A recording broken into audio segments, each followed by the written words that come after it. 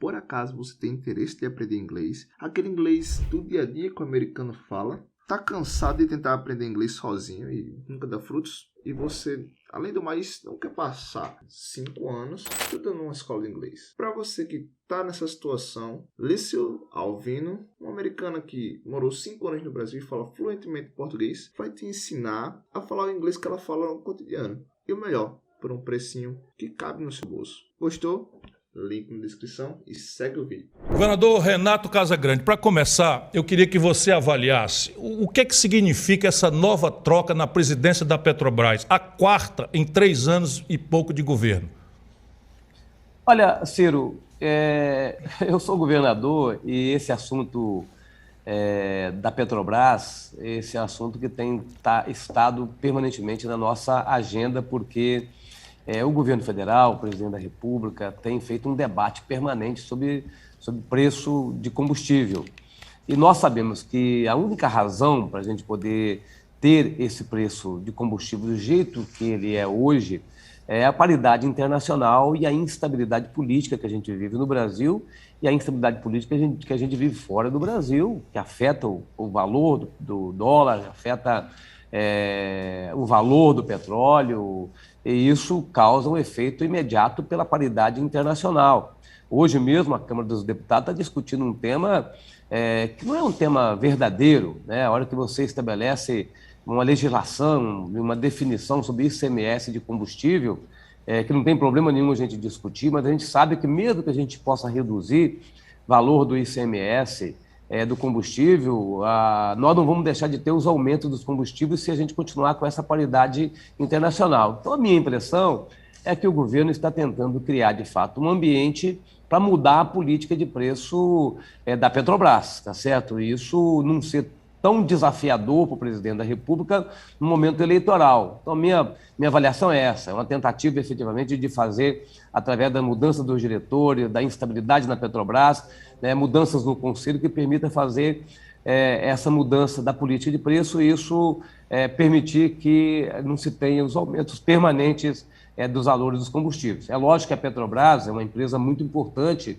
precisa ser preservada, protegida, e nós sabemos da importância estratégica da Petrobras, e o que a gente pode também ver com isso, Ciro, é uma desmoralização da empresa. Então, isso nos preocupa.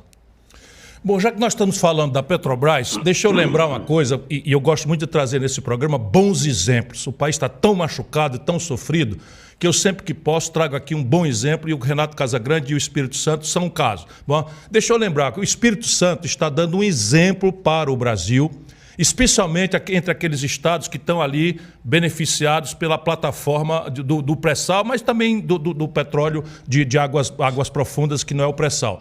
E do Espírito Santo vem um exemplo do uso de recursos arrecadados com petróleo. Ao invés desses recursos serem usados de forma imediatista, como costuma acontecer, por exemplo, no Rio de Janeiro, eles estão sendo poupados pelo povo capixaba, pelo seu governante, Casagrande, à frente da liderança desse querido Estado brasileiro, para gerações seguintes. Fala um pouco para nós e para o Brasil como é esse belo exemplo. Ao invés de vocês gastarem o dinheiro por conta, vocês estão criando uma espécie de poupança que permite que o futuro do Espírito Santo seja muito mais progressista do que já é o presente. É verdade. E a gente, Ciro, nós estamos com uma decisão aqui tomada de que todo mundo acha que a administração pública, e você já foi governador, ministro, prefeito, você já foi tudo nesse país,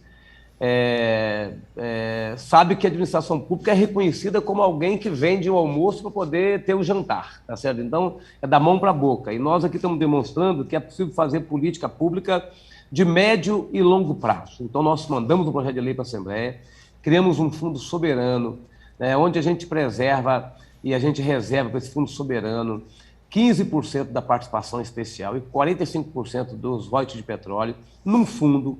Esse fundo, uma parte dele é poupança intergeracional, é para ficar numa poupança para que as futuras gerações decidam o que fazer com esse dinheiro.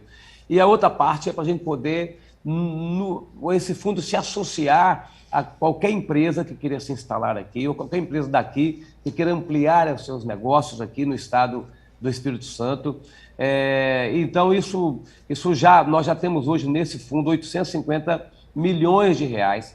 Lançamos a primeira tranche, o primeiro fundo de investimento e participação, o primeiro FIP, de 250 milhões de reais. para a gente poder já atrair investidores para o estado do Espírito Santo ou potencializar os investidores aqui.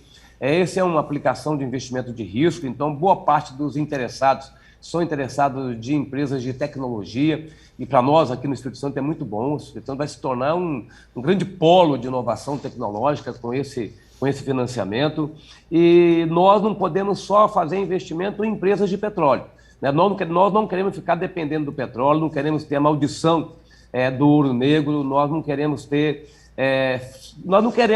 ser igual a alguns estados e alguns municípios que, dependendo do petróleo, dinheiro fácil, alguns países, como o caso da Venezuela, dinheiro fácil, tá certo, que acaba provocando corrupção e uso de dinheiro para aquilo que não é prioridade. Então, nós queremos que o petróleo possa nos alavancar para que a gente tenha um estado que seja seguro, né? Um estado que seja inovador, um estado que gere oportunidade para os capixabas, para os brasileiros que queiram vir para cá, morar aqui. Então, é esse fundo, um fundo que uma parte é para a poupança intergeracional e uma parte é para que a gente se associe a empresas e a gente potencialize a participação e a instalação de oportunidades no estado do Espírito Santo. E é uma demonstração clara de responsabilidade com o dinheiro público, uma demonstração clara de preocupação com o presente e com o futuro. É lógico que vocês vão me perguntar, mas você não precisa desse dinheiro, você tem quase R$1 bilhão poupado, você não precisa desse dinheiro? Lógico que eu preciso desse dinheiro, não tenha dúvida. Quem é que não precisa de dinheiro? Quem é que não tem que fazer uma obra? Quem é que não tem que fazer um programa social? Mas todo mundo que tem responsabilidade, qualquer família que tem responsabilidade, quando pode poupar R$100, R$200, R$1.000 para uma emergência, né, para uma necessidade, para um investimento, tá certo? A pessoa faz isso. Então, quem tem responsabilidade faz isso. E nós queremos dar uma demonstração de que a administração pública pode e deve ser uma administração responsável e que pense, de fato, não só no meu governo em 4 anos, né, porque esse dinheiro poderia estar usando ele agora, no meu mandato, tá certo? Então, R$1 bilhão é dinheiro em qualquer lugar do mundo, tá certo? Então, eu poderia estar usando esse dinheiro agora, mas não estou usando, tá certo? Porque eu quero que, de fato, isso seja um instrumento, né, de segurança para os capixabas e para quem quer fazer investimentos aqui. Essa é a diferença entre um estadista, não é, que pensa nas novas gerações, e um politiqueiro que só tem projeto de poder. Eu sou um amante do Brasil e vivo radiografando os nossos problemas. E aí, cada vez que eu chego, Santa Catarina é um caso à parte, mas cada vez que eu chego no Espírito Santo, especialmente nesse período seu agora, a gente vê uma espécie de contramão do Brasil. Por exemplo, na geração de muitos empregos, principalmente na indústria, onde está acontecendo um desastre, né? O Brasil é o país que mais destruiu a indústria nesses anos todos, nessas décadas todas de demagogia, de um modelo econômico trágico, enfim. Mas o Espírito Santo está na contramão. A pergunta é: o que é que vocês estão fazendo para desenvolver o setor industrial e como é que esse desenvolvimento tem repercutido em outras áreas da economia do seu estado? Olha, Ciro, você é economista e naturalmente entende muito mais do que eu de economia, mas eu não consigo vislumbrar um país independente se não tiver uma indústria forte, e não consigo vislumbrar um estado independente se não tiver uma indústria forte. Veja o que nós passamos no período da pandemia. Nós ficamos dependentes de respiradores que tinham que vir da China, da Europa. Nós ficamos dependentes de medicamentos que tinham que vir de qualquer lugar. Nós ficamos dependentes de qualquer coisa, qualquer insumo, nós ficamos dependentes de outro país. Então, assim, uma política industrial efetiva, apoio à indústria, porque a indústria local tem a capacidade de competir com a indústria de outro estado. Política tributária, desburocratização, investimento em infraestrutura e diálogo permanente com o setor empreendedor é fundamental, tanto para as grandes, médias indústrias, tá certo? Como para as pequenas indústrias. Ter uma política de apoio às pequenas empresas, às pequenas indústrias, às microempresas e microindústrias, tá certo? Isso é muito importante. A gente tem feito isso. Nosso banco de desenvolvimento aqui no Espírito Santo, nosso banco comercial, que é o Banestes, nós temos políticas, são instrumentos do nosso desenvolvimento, temos linhas de financiamento, temos incentivos fiscais, a parte do nosso estado está na SUDENE, você sabe disso, e a outra parte a gente tem políticas específicas de desenvolvimento para o nosso Estado. E depois de 2 anos, 1 ano e pouco de pandemia muito forte, né, com medidas restritivas, nós não paralisamos aqui nenhuma atividade industrial. Nós conseguimos, um grande acordo com o setor industrial, fazer com que a indústria pudesse funcionar permanentemente, né, sem paralisar. Não tivemos nenhuma crise em nenhuma indústria. Então, isso fez com que a gente pudesse agora, numa retomada, estar desenvolvendo mais do que o Brasil, crescendo mais do que o Brasil. Mas isso tem um limite, né? Por isso que nós estamos investindo forte em inovação, forte em tecnologia, porque esse apoio financeiro, de incentivos, de infraestrutura, ele tem um limite e nós temos que fazer uma migração aqui da atividade industrial tradicional, potencializando ela, inovando essa atividade, mas migrar também para uma atividade industrial com muita inovação. Por isso que a nossa Secretaria de Desenvolvimento aqui se juntou à Secretaria de Ciência, Tecnologia e Inovação, porque nós não vislumbramos um estado do Espírito Santo como uma base industrial de commodities. Nós vislumbramos uma situação aqui no estado que possa ser uma atividade que agregue valor. Então, nós hoje incentivamos muito a agregação de valor aqui no estado, seja com pedras ornamentais, somos fortes aqui, seja na cafeicultura, que somos fortes aqui, na fruticultura, que somos fortes.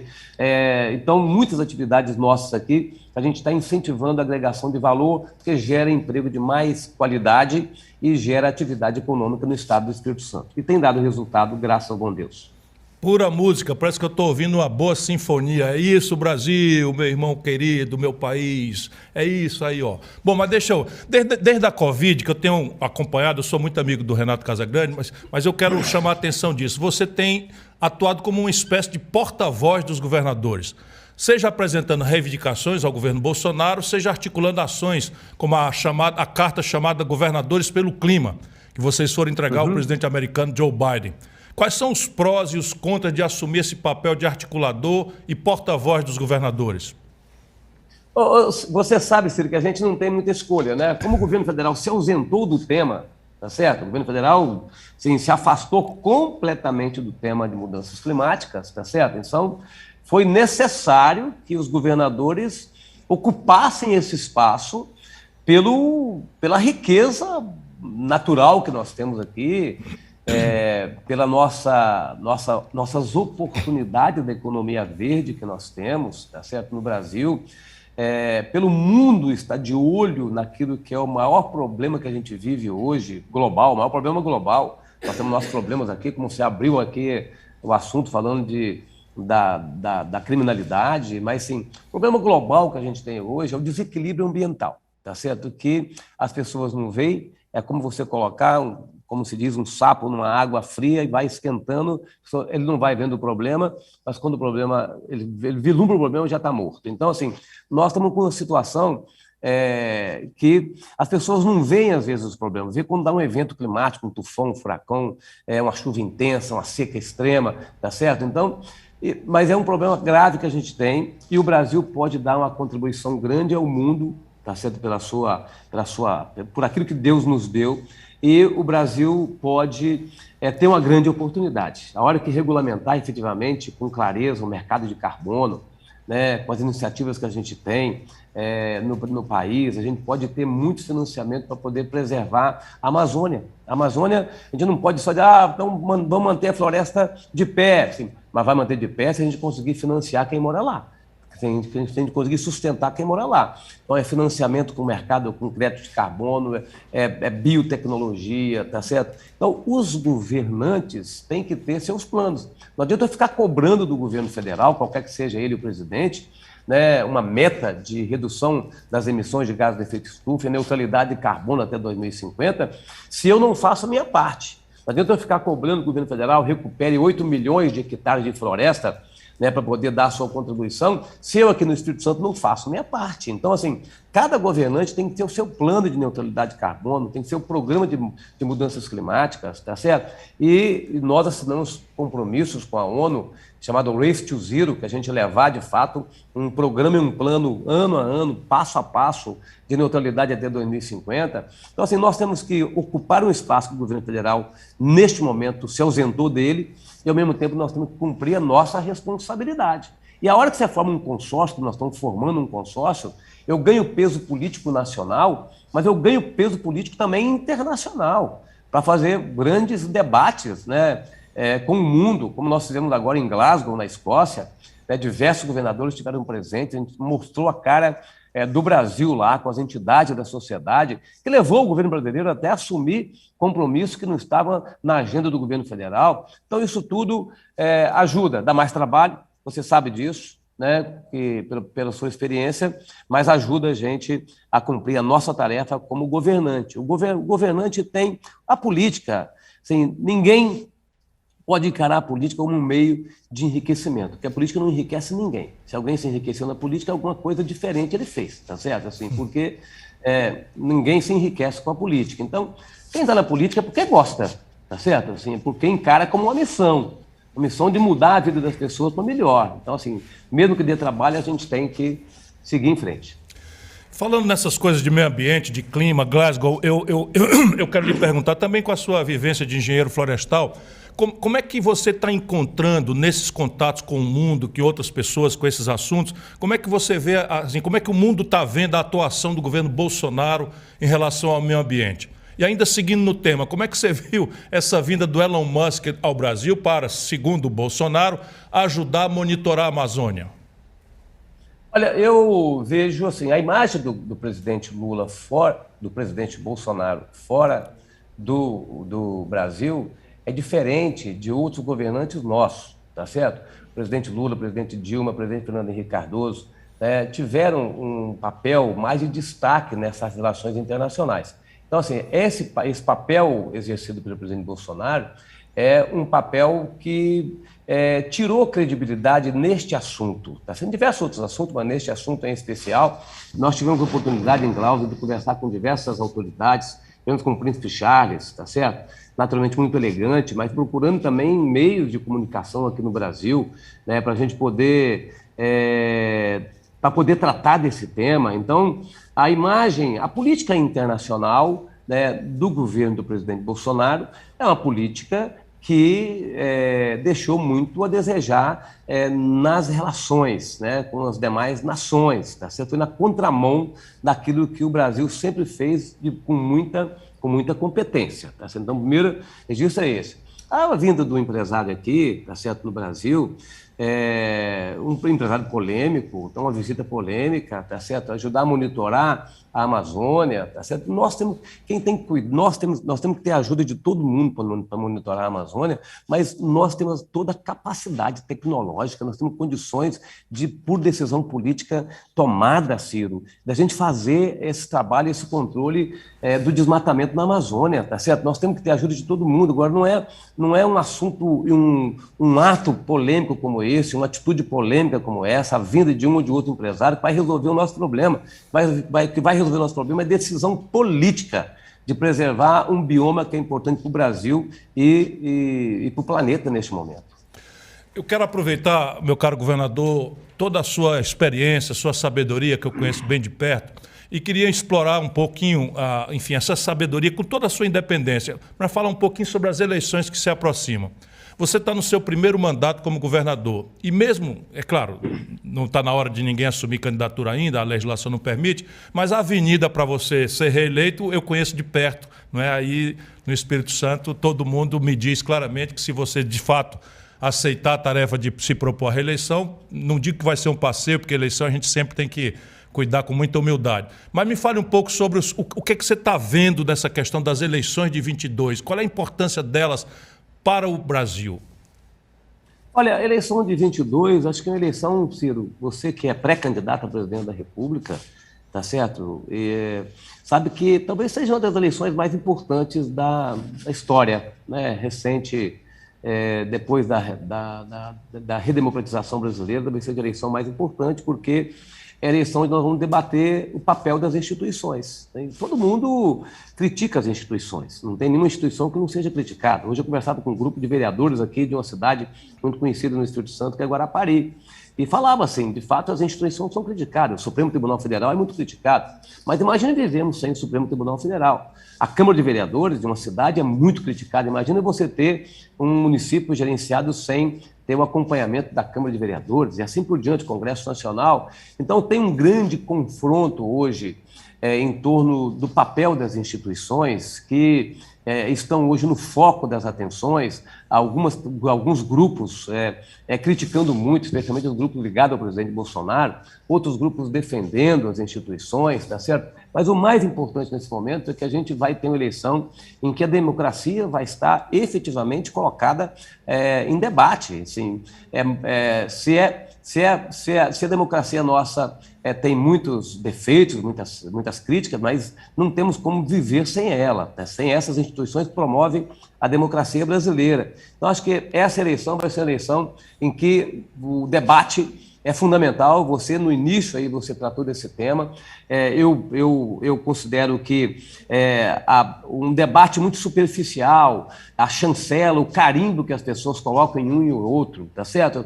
Isso causa um deserto na política, tá certo? Um terreno árido em que nada nasce de propostas. Então, a campanha agora são mais curtas, tá certo? Mas tem a pré-campanha, que todos que já se assumiram pré-candidatos estão fazendo esse debate, mas é importante que a gente entre na proposta. Você faz esse confronto direto, trazendo aqui para o seu Ciro Games, tá certo? Sempre pessoas para debater temas e assuntos importantes, se coloca à disposição do debate. Acho que todas as candidaturas devem se colocar nesse formato para a gente poder, de fato, ter uma eleição que seja propositiva e não uma eleição que seja só de carimbo e de chancela. E o que é que o futuro governador do Espírito Santo, a partir de 2023, tem como tarefas, na sua experiência? Para poder Ciro, olha só, não queimar a largada assim, aqui, eu que sou seu entusiasta. Ciro, eu agradeço muito aí a sua confiança. Nós caminhamos juntos na eleição passada, tá certo? Em 2018, você esteve aqui conosco, esteve aqui na Serra com o prefeito Sérgio Vidigal, que é um grande amigo seu, e nós, assim, eu tenho dito para os capixabas que me perguntam, e agora respondo a você, que eu vou decidir a minha vida futura nessa eleição agora no mês de julho, até porque neste momento, como eu sou governador, o Estado precisa mais do governador do que de um candidato a governador. Então, assim, o meu projeto que eu lidero terá uma candidatura ao governo, terá candidatura ao Senado, terá chapa de estadual, de federal, porque eu considero o seguinte: quando você tem um projeto que está dando resultado, e modéstia à parte, Ciro, esse estado é o estado com menor mortalidade infantil do Brasil, né? É o estado com ensino médio, melhor ensino médio do Brasil. Você sabe que nós, Ceará, Pernambuco, avançamos muito na área da educação. Esse estado é o estado que é o quinto mais competitivo, o segundo com maior longevidade, é o mais transparente do Brasil, melhor gestão fiscal. Então, esse estado é o mais eficiente na máquina pública. Então, esse estado, nós conquistamos vitórias aqui, medalhas importantes, tá certo? Então, o projeto precisa ter continuidade, porque quando você tem um projeto que está dando certo e tem continuidade, você ganha uma velocidade, e esse estado ganhará uma velocidade tamanha, tá certo? Tendo continuidade de políticas públicas. Não precisa ser continuidade de políticos, mas de políticas públicas. Pode ter certeza que nós nos tornaremos cada vez mais uma boa referência, né, para esse país. Esse país tem jeito, você sabe disso. Você debate o país tem jeito, tá certo? Nós temos condições de transformar esse país num país diferente, menos desigual. O grande problema do nosso país é a desigualdade social. Tá certo? A gente fica discutindo, às vezes, fazendo firula para lá e para cá, coisas que não têm importância, tá certo? Mas o grande problema nosso é a desigualdade que a gente tem neste país. E o jeito de enfrentar isso são políticas de transferência de renda, mas é efetivamente um investimento forte na área da educação. Eu vou lhe fazer uma pergunta aqui, porque, enfim, acho importante, pelo simbólico envolvido nisso, para se lhe incomodar de qualquer forma, fique à vontade, aqui a casa é sua, né? Bom, o nosso PSB, que é o seu partido e que já foi o meu, para minha grande honra, passou o final do ano passado e o início desse ano debatendo a possibilidade de uma federação com o PT. essa federação acabou não se consumando. E você foi uma das principais vozes que se levantou contra essa possibilidade. Qual é a razão, governador Casagrande? Bem, Ciro, razões muito óbvias, transparentes e públicas que eu já as declarei, tá certo? O PSB só tinha três caminhos nesta eleição, tá certo? O caminho de uma candidatura própria, tá certo? Que a gente chegou a discutir, debater esse assunto. O caminho da sua candidatura e o caminho da candidatura do Lula, tá certo? Tinha esses três caminhos pela história do partido, né? O partido optou, antes da federação, depois da decisão da federação, mas já tinha pré-anunciado, o partido optou pela candidatura, pela pré-candidatura do presidente Lula e já fez indicação do governador Alckmin como vice-presidente. Eu me manifestei contra por questões do futuro partidário e da realidade da legislação. A hora que você faz uma federação, tá certo? Com um partido como o PT e com um partido como o PSB, o PT é um partido grande, o PSB é um partido médio, tá certo? Você passa a ter uma gestão da federação que não é uma situação fácil de fazer. Então, assim, tanto é que poucos partidos fizeram a federação, porque fazer a gestão de uma federação por 4 anos é uma dificuldade. Então, nós estaríamos tendo que lançar menos candidatos a deputado federal. Você sabe que tudo na vida hoje de um partido é deputado federal, é voto para federal, é eleição de federal, fundo partidário, fundo eleitoral, tudo depende de federal. Nós que fazemos 6 milhões, 7 milhões de votos a cada eleição para deputado federal, numa federação nós teríamos que lançar menos da metade do número de candidatos que nós vamos lançar. Nós teríamos aí 3 milhões, 4 milhões de votos e a gente perderia poder político, tá certo? Na disputa por essa estrutura de organização política partidária no nosso país, tá certo? A outra é que o PT e o PSB, na hora que você aglutina e coloca todos, tá certo, na mesma gestão por 4 anos, né, poderia acontecer com o PSB um enfraquecimento de um partido histórico que foi organizado desde 1946, tá certo? E o pragmatismo interno de uma federação poderia levar a um enfraquecimento enfraquecimento muito grande da nossa sigla partidária e da política que a gente preserva. Nós somos aliados do PT, somos aliados do PDT, mas nós somos diferentes, tá certo? Nós estamos no campo progressista, somos diferentes, e você ficar os 4 anos como um partido único, enfrentar eleições municipais, poderia, de fato, causar um rombo muito forte no nosso partido, e isso eu discuti abertamente dentro do PSB e discuti abertamente também na opinião pública. São muito corretos seus argumentos, muito corretos mesmo. O PCdoB, por exemplo, não enxergou nada disso e está sendo levado para o cadafalso para o fim de uma história heróica, para empobrecimento da vida brasileira. Bom, eu já fui, como eu já disse, só falando para as pessoas aqui, do PSB, eu sei quanta gente boa tem dentro desse partido. Mas eu também sei que a construção de consensos é muito complicada. Como é que você está vendo essa aliança nacional que está sendo desenhada? Aliança nacional do PSB e do PT? PT. É uma aliança com problemas como tem em todas as alianças, tá certo? Assim, nós temos uma aliança feita nacionalmente, a decisão do Alckmin compor a chapa com o presidente, com o pré-candidato presidente Lula, tá certo? Acho que o Lula fez o correto, na hora que buscou uma figura diferente do seu aspecto político, tá certo? Nessa articulação. Nós temos ainda ajustes a serem feitos, alguns locais têm dificuldade de ajuste, assim, nós já temos a aliança do PT, por exemplo, lá em Pernambuco, mas a gente sabe que Pernambuco é um local que tem outros aliados do presidente Lula que disputam a eleição.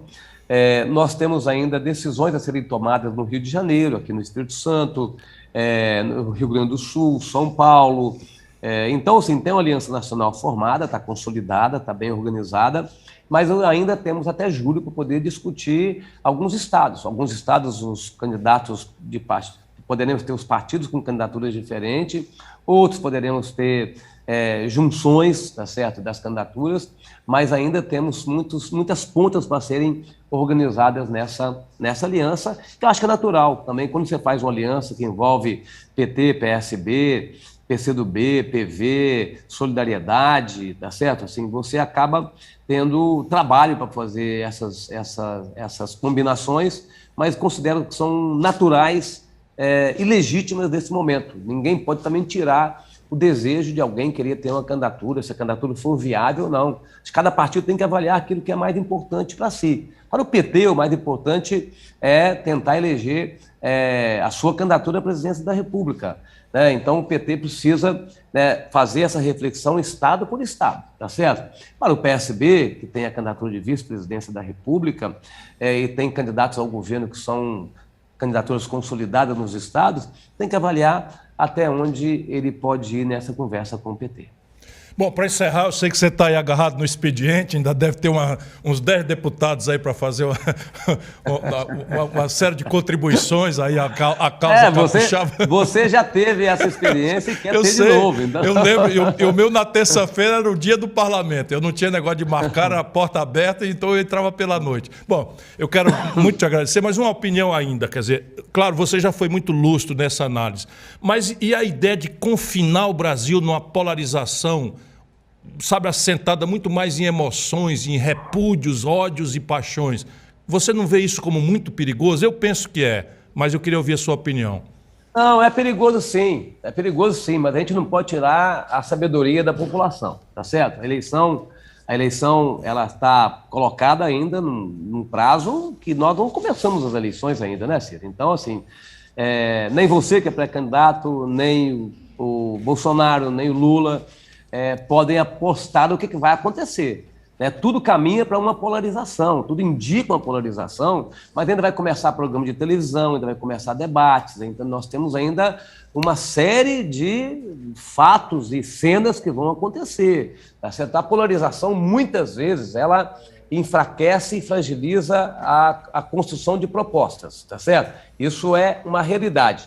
O que tem que se estabelecer é que cada candidatura possa apresentar suas propostas e a sociedade exigir que isso seja aprofundado de forma muito objetiva. Você tem colaborado com esse trabalho e isso é importante para a população brasileira. Bom, eu quero agradecer ao estimado amigo, grande governador, e eu queria muito mostrar você aqui, porque o povo brasileiro, especialmente a juventude, anda muito descrente, e não faltam razões para isso. Mas há um Brasil que funciona, há políticos que são absolutamente honrados, que têm espírito público, e aqui está um deles, Renato Casagrande. Boa noite, muito obrigado por participar conosco. Obrigado, Ciro, um abraço a você, boa sorte no seu trabalho aí, nos seus projetos, que Deus possa te acompanhar e te proteger. Um abraço. Amém, Deus te cubra de paz também, um abraço.